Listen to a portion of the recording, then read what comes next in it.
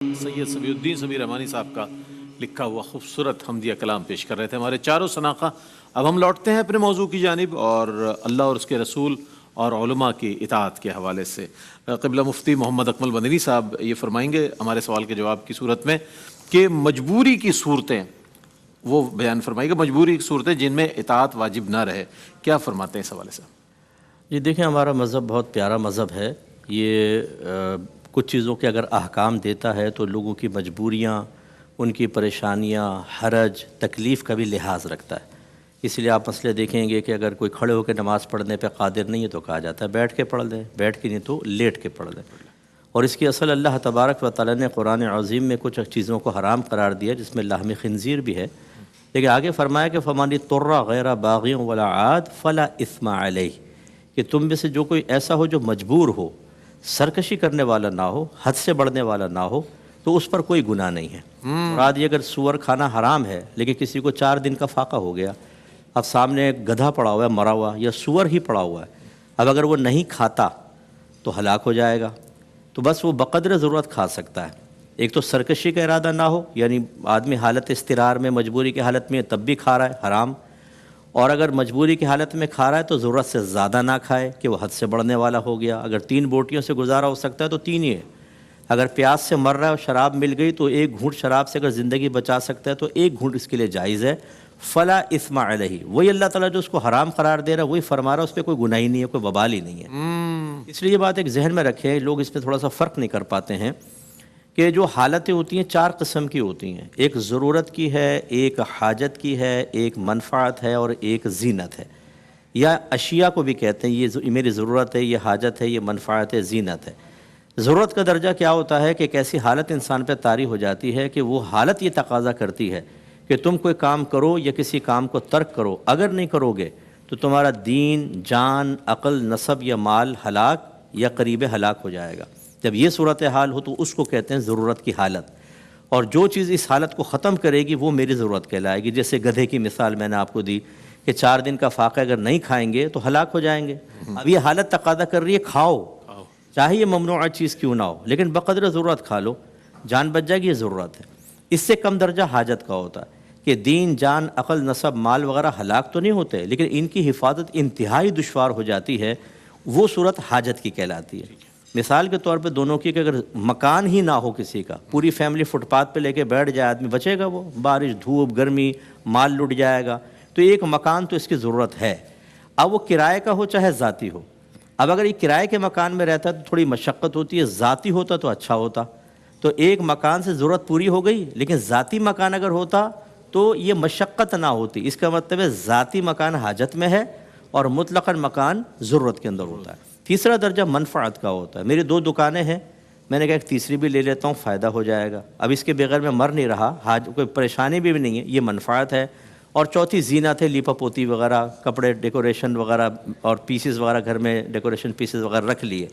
تو یہ ہمیشہ یاد رکھیں کہ جہاں علماء کی اطاعت سے باہر نکلنے کی اجازت بحکم قرآن ہے وہ ضرورت اور حاجت کا درجہ ہوتا ہے، لیکن یہ بھی از خود عوام فیصلہ نہیں کر سکتی، یہ ایک مستند مفتی صاحب سے معلوم کرنا ہوتا ہے کہ میری یہ مجبوری ہے۔ جیسے اب آن لائن ٹریڈنگ ہے یا آج آپ بزنس کرنے جائیں، امپورٹ ایکسپورٹ کریں، ایسی اس میں باہر سے اور یہاں سے ایسی ڈیل کرنا لازم ہو جاتا ہے کہ خلاف شرع امور داخل ہو جاتے ہیں۔ بالکل ایسا ہی۔ اب اگر وہ بعین ہی اس کو دین کے سابقہ جو نبی کریم صلی اللہ علیہ وسلم کے دور میں تجارتی معاملات تھے اس معاملے پہ ڈھالنے کی کوشش کریں تو آج بزنس چل ہی نہیں سکتا۔ نبی کریم صلی اللہ علیہ وسلم نے معدوم کی بے کو منع کیا جو موجودی نہ ہو، لیکن ہمارے یہاں باغ 5 سال پہلے ہی بک رہے ہیں، ابھی پھل بھی نہیں آیا اور بیچ رہے ہیں۔ کیوں؟ آرڈر لیے ہوئے ہیں باہر کے، آپ کو ایکسپورٹ کرنا ہے پھل، اگر آپ وقت پہ نہیں دیں گے تو پھر وہاں مسئلہ ہو جائے گا۔ اسی طریقے سے ہمارے شرائط ہوتی ہیں، وارنٹی گارنٹی۔ نبی کریم صلی اللہ علیہ وسلم نے بیع اور شرط کو ایک ساتھ جمع کرنے کو منع کیا ہے، لیکن وارنٹی گارنٹی شرط ہی ہے، بھئی شرط پہ لوں گا 1 سال کے اندر خراب ہوگا تو آپ بدلیں گے، آن پیپر وہ شرائط ہوتی ہیں۔ اور اس کو پھر مانا ہے علماء کرام نے کہ اگر ایسی کوئی شرط تجار کے درمیان رائج ہو جائے تو یہ حدیث کے اندر تخصیص پیدا کرنا ہے، ابطال نص نہیں ہے کہ نص کو باطل کرنا، اس کی رعایت کی جائے گی۔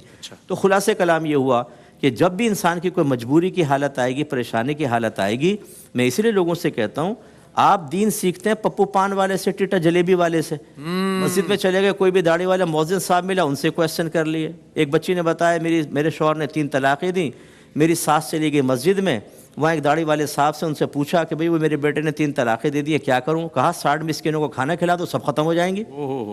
انہوں نے کھلا کے بھیج دیا مجھے, کہنے کہ بعد میں پتہ چلا کہ یہ زنا خالص ہو رہا ہے, جو بچے حرام کے پیدا ہو رہے ہیں اسے ایک مولوی صاحب کے غلط مسئلہ بتانے کی وجہ سے تھے. اس سے طلاقیں کہاں اٹھتی ہیں؟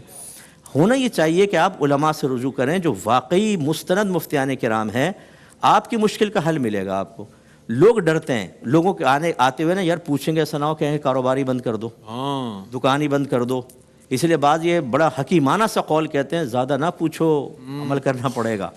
جتنا دین میں گہرائی میں جاؤ گے اتنا ہلاک ہوگے. اچھا دنیا میں ناک بند کر کے ہوتا زن ہے, مسلسل ڈائیو لگا رہے ہیں اولاد سمیت, لیکن دین کے معاملے میں بس سطحی سے معلوم کر لو. اور خوف یہ ہوتا ہے کہ شاید ہم پر کوئی پینلٹی وغیرہ لگ جائے گی. لیکن میں نے دیکھا ہے کہ ایسے ہی لوگ جب وراثت حاصل کرنی ہوتی ہے پھر علماء کے پاس آگے کہتے ہیں حضور بتائیں ہمارا حصہ بنتا ہے کہ نہیں بنتا؟ بھائی فوت ہوئے, صرف بیٹیاں ہیں, میں بھائی ہوں, کیا بھائی کا حصہ نہیں بنے گا؟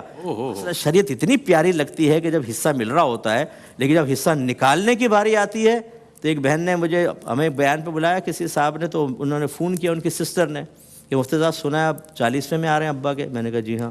کہنے لگی ذرا وراثت پہ بھی بیان کر لیجئے گا, بھائی 40واں تو کر رہا ہے, ہمیں وراثت سے محروم کیا ہوا ہے. یہ حال ہوتا ہے. تو خلاصے کلام یہ کہ آپ مستند مفتیان کرام سے معلوم کریں, آپ کا نقصان نہیں ہوگا. اگر کوئی ایسی چیز ہے جس میں رعایت کی گنجائش ہی نہیں ہے پھر تو آپ کو منع کر دیا جائے گا.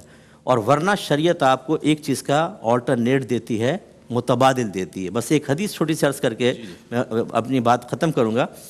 کچھ لوگ نبی کریم صلی اللہ علیہ وسلم کے پاس آئے, سیاہ ستہ کی روایت. عرض کیا رسول اللہ ہم ایسے علاقے میں رہتے ہیں کہ ہمیں کئی دن تک شکار نہیں ملتا, ہم مردار کھانے پر مجبور ہو جاتے ہیں. رحمت کونین صلی اللہ علیہ وسلم نے ارشاد فرمایا کہ بقدر ضرورت کھا لیا کرو. اچھا یہ کیوں نہیں فرمایا تم وہاں کیوں رہتے ہو؟ مدینے آ جاؤ نا, یہاں آ جاؤ, کاروبار کو, تجارت نہیں.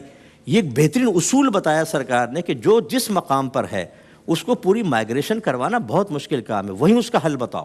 اس لیے بعض لوگ جب باہر کے لوگ ہم سے کویسچن کرتے ہیں, عام آدمی سے, وہ کہتے ہیں تم باہر رہتے کیوں؟ پاکستان آ جاؤ نا, آپ وہیں کا حل بتائیں. اگر ایک بچی وہاں پہ ڈیلیوری کروا رہی ہے, وہاں میل نرسز موجود ہیں, تو اس کو وہیں کا حل بتائیں. یہ نہ کہیں کہ یہاں پر آ جاؤ, تمام فیمیل موجود ہوں گے نرسز, ان کو نیشنلٹی نہیں ملے گی بچے کو اگر وہ یہاں پر آ جائیں گے.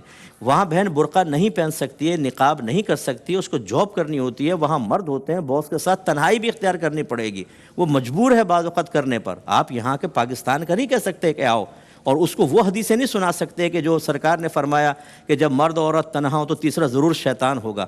ہوتا ہے بالکل, شیطان وہاں پر بھی ہو سکتا ہے, لیکن اس کی مجبوری کی صورت میں اس کو اجازت دینا لازم ہے.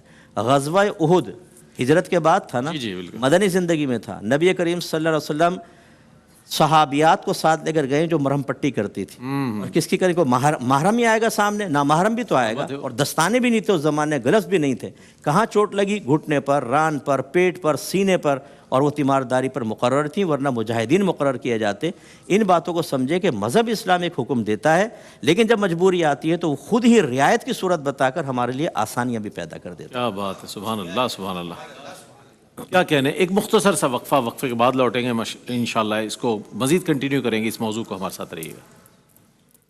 رحمتوں کا مہینہ, عظمتوں کا سفینہ, زندگی کا قرینہ, روح